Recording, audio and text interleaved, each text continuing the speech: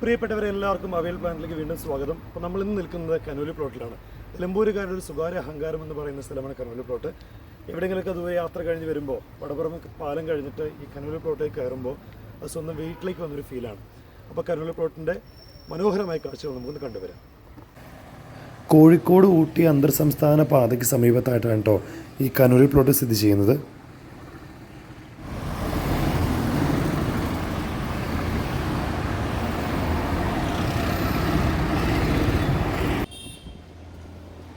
ഇതാണ് Conolly പ്ലോട്ടിലേക്കുള്ള entrance.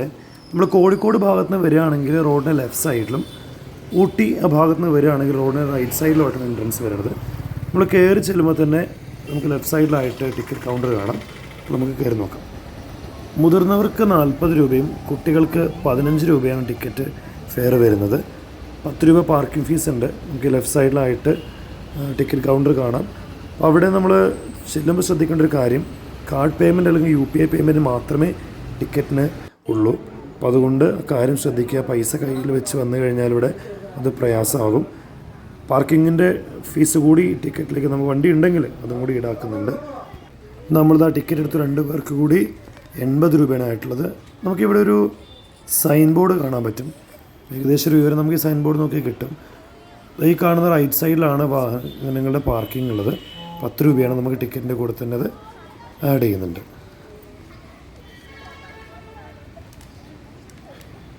അപ്പോൾ നമ്മൾ കനോലി പ്ലോട്ടിനുള്ളിലേക്ക് എക്കോ ടൂറിസം സെൻറ്ററിലേക്ക് കയറിയിരിക്കുകയാണ്. ഇവിടെ നമുക്ക് ഒരു ശ്രദ്ധിക്കേണ്ടത്, ക്യാഷ് ടിക്കറ്റിനായിട്ട് ഇവിടെ ക്യാഷ് ഇവർ സ്വീകരിക്കില്ല. UPI അല്ലെങ്കിൽ കാർഡ് പേയ്മെൻറ്റ് മാത്രമേ ഇവിടെ അലോ ചെയ്യുള്ളൂ. അപ്പോൾ അതുകൊണ്ട് അങ്ങനെ സംവിധാനത്തോട് വരിക. നിലവിൽ കാണുന്ന കനോലി എക്കോ ടൂറിസം സെൻറ്ററിൻ്റെ ഒരു ലേഔട്ടാണ് ഈ കാണുന്നത്. അപ്പോൾ നമ്മൾ ഈ ഒരു വാക്ക് വേ വഴി ഇങ്ങനെ നടന്ന് ചാലിയാർപ്പുഴ അടുത്തേക്ക് ചില അവിടുന്ന് ജങ്കാറ് കയറി ഉള്ളിലേക്ക് പോകാനാണ് ഉദ്ദേശിക്കുന്നത്. നമ്മുടെ കനോലി പ്ലോട്ടിലേക്ക് ആദ്യം എൻട്രി ഉണ്ടായിരുന്നത് ഈ വഴിയല്ല. ഈ ഒരു ചെന്നാൽ അപ്പുറത്ത് നമുക്കൊരു ഫോറസ്റ്റ് ഓഫീസ് കാണാം. അതിൻ്റെ ഉള്ളിലൂടെ ആയിരുന്നു നമുക്ക് ആദ്യം കനോലി പ്ലോട്ടിലേക്കുള്ള എൻട്രി ഉണ്ടായിരുന്നത്. എന്നാൽ 2018 പ്രളയത്തിന് ശേഷം ആദ്യം നമുക്ക് ഈ കനോലി പ്ലോട്ടിൽ നിന്ന് അപ്പുറത്തേക്ക്, അതായത് കനോലി പ്ലോട്ടിലേക്ക് ചെല്ലാൻ വേണ്ടി എക്കോ ടൂറിസം സെൻറ്ററിനകത്തൂടെ കനോലി പ്ലോട്ടിനകത്തേക്ക് ചെല്ലാൻ വേണ്ടിയിട്ട് ആദ്യം ഒരു തൂക്കുപാലം ഉണ്ടായിരുന്നു. അത് 2018 പ്രളയത്തിൽ ആ പാലം തകർന്നു പോവുകയും അതിനുശേഷം ഒരു ജങ്കാർ സർവീസ് അവിടെ ആരംഭിക്കുകയും ചെയ്തിട്ടുണ്ടായിരുന്നു. എന്നാൽ താനൂർ ബോട്ട് അപകടം നടന്ന ശേഷം ആ ഒരു ജങ്കാർ സർവീസ് താൽക്കാലികമായി നിർത്തിവെക്കുകയും, എന്നാൽ നിലവിലിപ്പോൾ ആ ജങ്കാർ സർവീസ് ആരംഭിച്ചിട്ടുണ്ട്. അപ്പോൾ 50 രൂപയാണ് മുതിർന്ന ആളുകൾക്കും 30 രൂപ കുട്ടികൾക്കും എന്ന രൂപത്തിലാണ് ഇപ്പോൾ നിലവിലവിടെ ഫീസ് ഈടാക്കുന്നത്. നമ്മൾ ആദ്യം ടിക്കറ്റ് എടുത്ത ആ ഒരു എൻട്രിയിൽ നിന്ന് നമുക്ക് ഈ എക്കോ ടൂറിസം സെൻറ്ററിനകത്തേക്ക് പ്രവേശിക്കാനുള്ള ടിക്കറ്റ് മാത്രമാണ് കിട്ടുന്നത്. ശ്രദ്ധിക്കേണ്ട ഒരു കാര്യമുണ്ട്, കനോലി പ്ലോട്ടിലേക്ക് വരുമ്പോൾ നിങ്ങളിവിടെ ക്യാഷ് കൊണ്ട് വന്നു കഴിഞ്ഞാൽ നമുക്ക് എൻട്രി ടിക്കറ്റ് കിട്ടില്ല, അതുണ്ടാവില്ല. അപ്പോൾ അതുകൊണ്ട് നിങ്ങൾ UPI പേയ്മെൻറ്റ് മെത്തേഡ് അല്ലെങ്കിൽ എല്ലാവരുടെ കയ്യിൽ ഇപ്പോൾ സംവിധാനങ്ങളും കാര്യങ്ങളുണ്ടാകും. കാർഡോ ATM കാർഡോ കയ്യിൽ കരുതുന്നത്. ഇപ്പോൾ ഞങ്ങൾ ഒരു കാർഡ് കൊടുത്തപ്പോൾ ആ കാർഡ് വർക്കാകാത്തൊരു പ്രശ്നം ഉണ്ടായിരുന്നു. അപ്പോൾ അതുകൊണ്ട് UPI പേയ്മെൻറ്റ് ഉണ്ടെങ്കിൽ അതായിരിക്കും ഒന്നുകൂടെ ഏറ്റവും ബെറ്റർ എന്ന് തോന്നുന്നു കേട്ടോ. അപ്പോൾ ഈ കാണുന്നതൊക്കെ ഇവിടെ നമ്മൾ കാണുന്ന ഇതൊക്കെ മുൻപത്തെ അരുവാക്കോട് വുഡ് ഇൻഡസ്ട്രീസിൻ്റെ ഭാഗമായിട്ടുള്ള അവശിഷ്ടങ്ങളാണ്. നിലമ്പൂരെ സംബന്ധിച്ച് നിങ്ങൾക്കറിയാം, നിലമ്പൂർ തേക്ക് ഏറ്റവും പ്രസിദ്ധമായിട്ടുള്ള ഒരു കാര്യമാണ് നിലമ്പൂർ തേക്ക് എന്ന് പറയുന്നത്.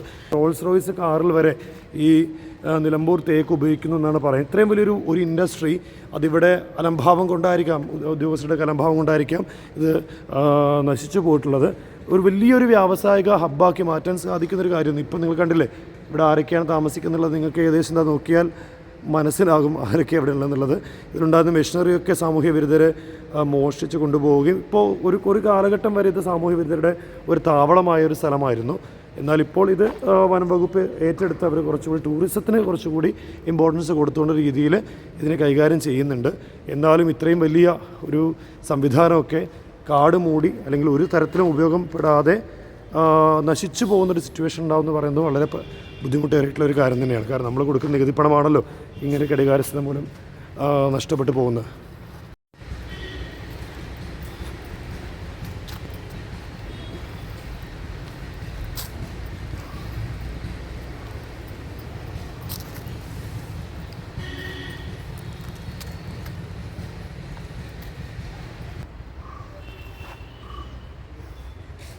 ഇപ്പോൾ ചക്കയുടെ സീസൺ ആയതുകൊണ്ടേ മാർക്ക് പ്രത്യേകിച്ച് ഫുഡിനൊന്നും വേറെ വഴിക്കൊന്നും പോകേണ്ടി വരില്ല എന്ന് തോന്നുന്നുണ്ടല്ലേ. നല്ല കഴിക്കലാണ്. ഒരു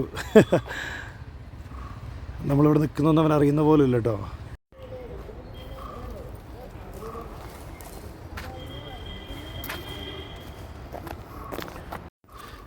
വീക്കെൻഡുകളിലേ നമുക്കൊന്ന് കുടുംബമായിട്ടൊക്കെ വന്ന് അല്പസമയം ഒന്ന് സ്പെൻഡ് ചെയ്യാൻ പറ്റിയിട്ടുള്ളൊരിടമാണിത്. ടൗണിൻ്റെ റഷൊന്നും ഒഴിവായിട്ടേ കുറച്ചധികം സമയം ഫാമിലിയായിട്ടൊക്കെ സ്പെൻഡ് ചെയ്യാനൊക്കെ ആയിട്ട് എത്തിച്ചേരാൻ പറ്റിയ സ്ഥലമാണ്. ഇപ്പോൾ നമ്മൾ ടിക്കറ്റ് എടുക്കുന്ന സമയത്ത് തന്നെ ഒരുപാട് ആളുകൾ മലപ്പുറം ജില്ലയുടെ വിവിധ ഭാഗങ്ങളിലൊക്കെ ഇങ്ങോട്ട് വന്നിട്ടുണ്ട്. അപ്പോൾ ഒരു നല്ല മനോഹരമായിട്ടുള്ളൊരു പെയിൻറ്റിങ് നമുക്കിവിടെ കാണാൻ പറ്റും. നിലമ്പൂരിൻ്റെ ഒരു തനിമ വിളിച്ചോതുന്നൊരു ചിത്രമാണ് ഇത്. ഏത് artist wings school of fine arts Nilambur, അവരുടെ ഒരു ക്രിയേറ്റിവിറ്റിയാണ്. നിങ്ങൾ നോക്കുന്നത് രസം നോക്കി.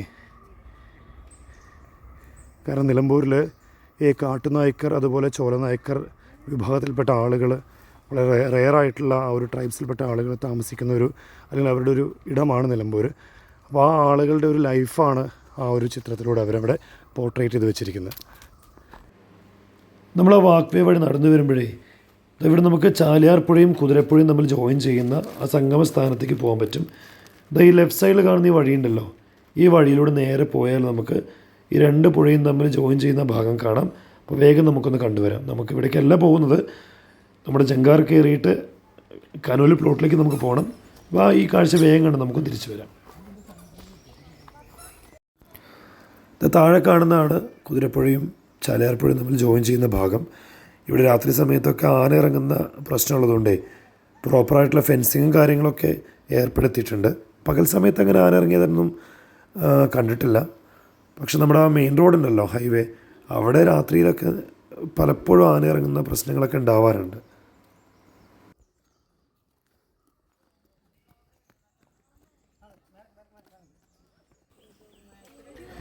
ഇത് ഇവിടെ വെച്ചിട്ടാണ് കുതിരപ്പുഴയും ചാലിയാറും തമ്മിൽ ജോയിൻ ചെയ്യണത്. ഈ കാണുന്ന കുതിരപ്പുഴയാണ്, നേരെ മുമ്പിലൊഴുകുന്ന ചാലിയാറാണ്.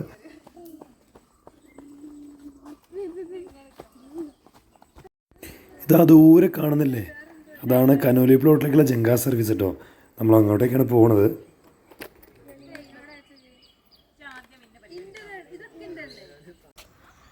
ഇത് ഹെർബൽ ഗാർഡനാണെന്ന് പറയുന്നുണ്ട്. ഒന്ന് രണ്ട് ചെടികളൊക്കെ ഇങ്ങനെ കാണുന്നുണ്ട്. അശോകം ഉണ്ട്, ലക്ഷ്മിത്തരുവുണ്ട്. ബാക്കിയെല്ലാം പേരുകൾ ഇവിടെ എങ്ങനെയുണ്ട്, ഇതാ കണ്ടില്ലേ, പേരുകളുണ്ടെന്നല്ലാതെ പ്രത്യേകമായിട്ടൊന്നും കാണുന്നില്ല. പ്രോപ്പറായിട്ട് കെയർ ചെയ്യുകയോ മറ്റൊന്നും ചെയ്യാത്തതുകൊണ്ടാണ് നിങ്ങൾ നശിച്ചു പോകുന്നത്. നമുക്ക് ഓരോ ഏരിയയിലുള്ള ടൂറിസത്തിൻ്റെ സാധ്യതകൾ ഏറ്റവും നല്ല രീതിയിൽ കണ്ടെത്തി അത് ചെയ്യുകയാണെങ്കിൽ ഏറ്റവും ബെറ്ററായിരിക്കും. നമ്മൾ നടന്നത് ആ ജങ്കാറിൻ്റെ ടിക്കറ്റ് എടുക്കുന്ന ഭാഗത്തേക്ക് എത്തിയിട്ടുണ്ട്.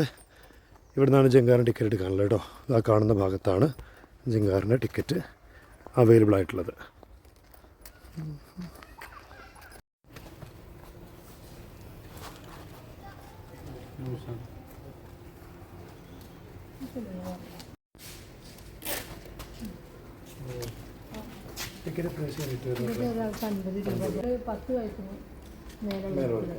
എത്ര വരെ അവർക്ക്? 30 രൂപ വലിയ ആൾക്കാർക്കാണ് അല്ലേ?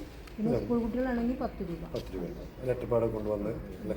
അവിടെ ലെറ്റർപാട് ആവശ്യമുണ്ട്. ഇവിടെ പിന്നെ 10 രൂപയും അങ്ങനെ തന്നെയാണ്. സ്കൂൾ കുട്ടികളാണെന്ന് പറഞ്ഞു കഴിഞ്ഞാൽ അങ്ങനെ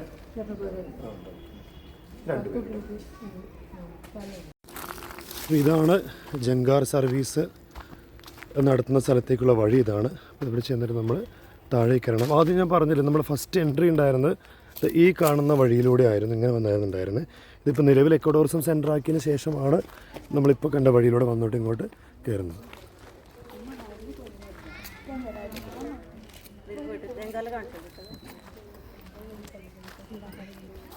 ഇതാണ് ജങ്കാർ സർവീസിലേക്കുള്ള വഴി. ആദ്യം ഈ വഴി നമ്മൾ പോകുമ്പോൾ ഒരു തൂക്കുപാലമായിരുന്നു ഉണ്ടായിരുന്നത്. ആ തൂക്കുപാലം നേരത്തെ ഞാൻ പറഞ്ഞു 2019 പ്രളയത്തിൽ ഏരിയ മുഴുവൻ വെള്ളത്തിലാണ്. ചാലിയാർ പുഴയാണ് താഴെ കാണുന്നത്.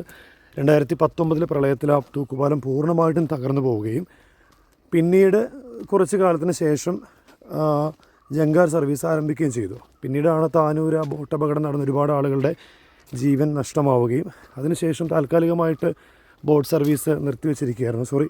ജങ്കാർ സർവീസ് നിർത്തിവെച്ചിരിക്കുകയായിരുന്നു. ഇപ്പോൾ വീണ്ടും അത് ആരംഭിച്ചിട്ടുണ്ട്. അപ്പോൾ ഇനി ഒരു മാസത്തിന് ശേഷം വെക്കേഷനൊക്കെ സ്റ്റാർട്ട് ചെയ്യുകയാണ്.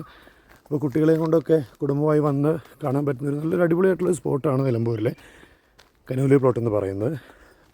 ഈ കനോലി പ്ലോട്ടിൻ്റെ പ്രത്യേകത എന്ന് വെച്ച് കഴിഞ്ഞാൽ 1840 കാലഘട്ടങ്ങളിൽ മലബാർ കളക്ടറായിരുന്ന HV കനോലിയാണ് ബ്രിട്ടീഷുകാർക്ക് ആവശ്യമായിട്ടുള്ള തേക്ക് മരങ്ങൾ അവർക്ക് ലഭിക്കാത്തൊരു സാഹചര്യം വന്ന സമയത്ത് ഈ തേക്ക് പ്ലാന്റേഷൻ നടത്താൻ തീരുമാനിക്കുകയും നിലമ്പൂരിലുണ്ടായിരുന്ന അന്നത്തെ ചീഫ് ഫോറസ്റ്റ് കൺസർവേറ്ററായിട്ടുള്ള ചാത്തുമേനോനോടൊക്കെ പറഞ്ഞിട്ട് അവരുടെ ഒരു നിർദ്ദേശപ്രകാരമാണ് നിലമ്പൂരിൽ ലോകത്തെ തന്നെ ഏറ്റവും പഴക്കമേറിയ തേക്ക് തോട്ടമാണ് നിലമ്പൂരുള്ളത്. അതിന് പ്ലാന്റേഷൻ നടത്തുകയും അവർക്ക് ആവശ്യമായിട്ടുള്ള തേക്ക് മരങ്ങൾ അവരവിടെ നട്ടുപിടിപ്പിക്കുകയും ചെയ്തു. ഇതൊക്കെ കൊണ്ടുപോകാൻ തന്നെയായിരുന്നു നമ്മുടെ നിലമ്പൂർ ഒരു റെയിൽവേ ലൈൻ ഉണ്ടായിരുന്നു. ബ്രിട്ടീഷുകാർ കാലത്തുണ്ടാക്കിയ റെയിൽവേ ലൈനാണത്. ഇപ്പോഴും എവിടെ അവർ നിർത്തിയോ അവിടെ തന്നെയാണ് ആ റെയിൽവേ ലൈൻ നിൽക്കുന്നത്.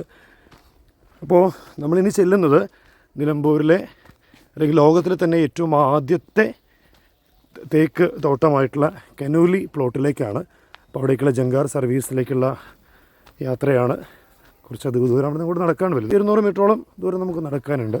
അപ്പോൾ ജങ്കാർ സർവീസിലേക്കുള്ള യാത്രയാണ്.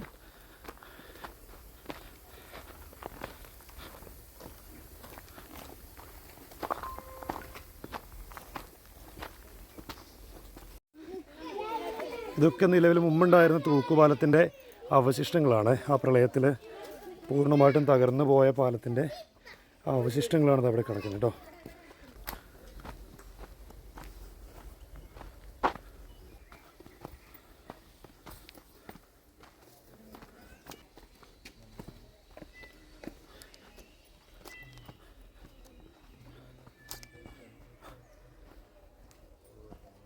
അങ്ങനെ ഇതാ നമ്മൾ നടന്ന അവസാനം ജങ്കാർ സർവീസ് നടത്തുന്ന സ്ഥലത്തേക്ക് എത്തിയിട്ടുണ്ട്.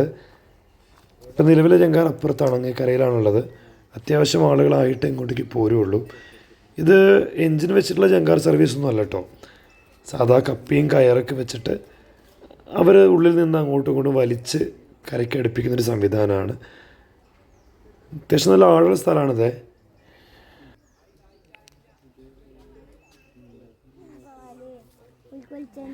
രണ്ട് പേരാട്ടോ ഇത് ഓപ്പറേറ്റ് ചെയ്യാൻ വേണ്ടി അതിലുള്ളത്. അപ്പോൾ അവരൊന്ന് കയറ് വലിച്ചുകൊണ്ടിരിക്കുകയാണ്, ഇങ്ങോട്ടേക്ക് വന്നുകൊണ്ടിരിക്കുകയാണ്.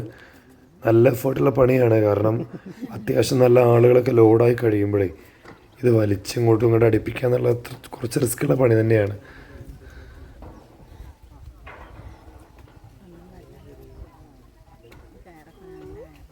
കണ്ടില്ലേ, നല്ല വലിക്കുന്നുണ്ട്, നാട്ട് വലിക്കുന്നുണ്ട്. ആളുകൾ അത്യാവശ്യം നല്ലതുപോലെ ഉണ്ട് താനും. അങ്ങനെ അവരെ എഫേർട്ട് നമ്മൾ സമ്മതിക്കാൻ വേണം.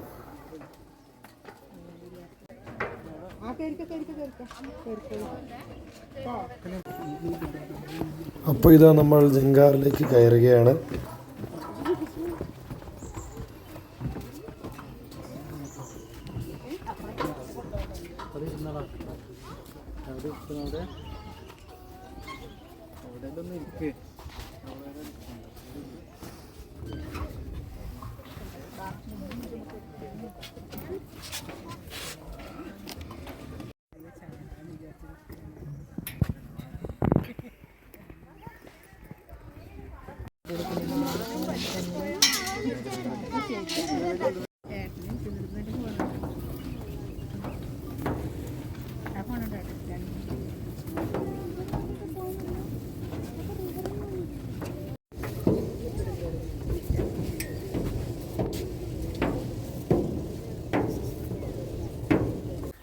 ഇതിവിടെ മുമ്പുണ്ടായിരുന്ന തൂക്കുപാലത്തിൻ്റെ അവശിഷ്ടമാണ്. അതായത് 2019 പ്രളയത്തിൽ തകർന്നു പോയ തൂക്കുപാലത്തിൻ്റെ അവശിഷ്ടമാണ് നമ്മൾ ഈ കാണുന്നത്.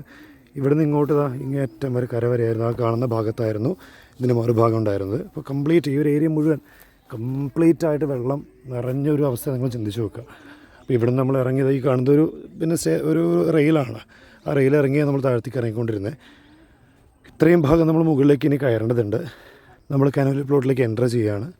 ഇതാണ് ലോകത്തിലെ ഏറ്റവും പഴക്കം ചെന്ന തേക്ക് തോട്ടം എന്നറിയപ്പെടുന്ന Conolly plot. Conolly's plot, the first man made teak plantation in the world.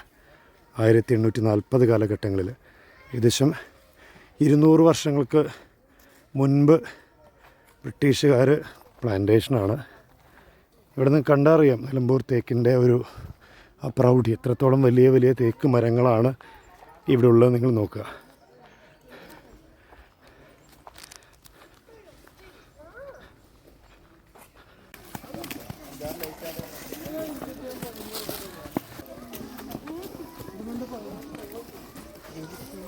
ഏത് സ്കൂളാണ് നിങ്ങൾ? എവിടെയാ? ചെറുകുന്ന്. ഗൈഡാണല്ലോ എല്ലാവരും. ഈ മരത്തിൻ്റെ ആക്ച്വൽ വണ്ണം നമുക്ക് വീഡിയോയിൽ എത്രത്തോളം കാണുന്നുണ്ടെന്ന് അറിയില്ല. നോക്കണല്ലേ, ഇതിൻ്റെ സൈസ് നോക്കിയാൽ മനസ്സിലാവും എത്രത്തോളം വലുതാണെന്നുള്ളത്.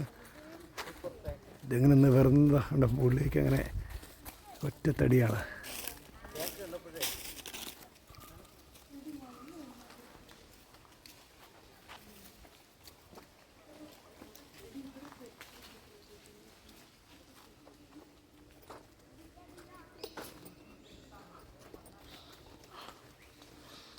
ആ തേക്ക് മരം നോക്കി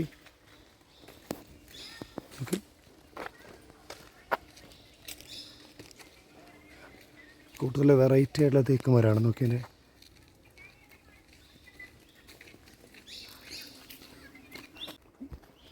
കോടിക്കണക്കിന് രൂപയുടെ മുതലാണത് ഇവിടെ ഇങ്ങനെ നീണ്ടു നിവർന്ന് നമ്മുടെ മുമ്പിൽ നിൽക്കുന്നത്.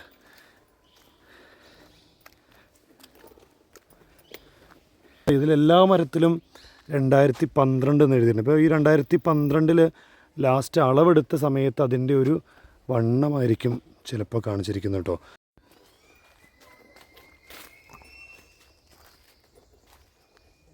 ആയിരത്തി 1846 ഏകദേശം 5.25 ഏക്കറോളമുള്ള ഈ പ്രദേശത്ത് തേക്കുമരങ്ങൾ നട്ടുപിടിപ്പിക്കുകയായിരുന്നു. അന്ന് 115ഓളം മരങ്ങളാണ് ഉണ്ടായിരുന്നത്. ഇതിൽ ഏറ്റവും വലിയ മരം 23-ാം നമ്പർ മരമാണ്. ഇതാ നമ്മൾ നിൽക്കുന്ന 23-ാം നമ്പർ മരത്തിനടുക്കാണ്.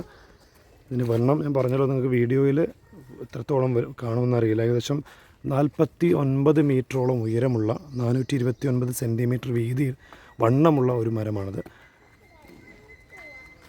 ഇതാണ് ഈ പ്ലാന്റേഷനിലെ ഏറ്റവും വലിയ തേക്ക് മരം.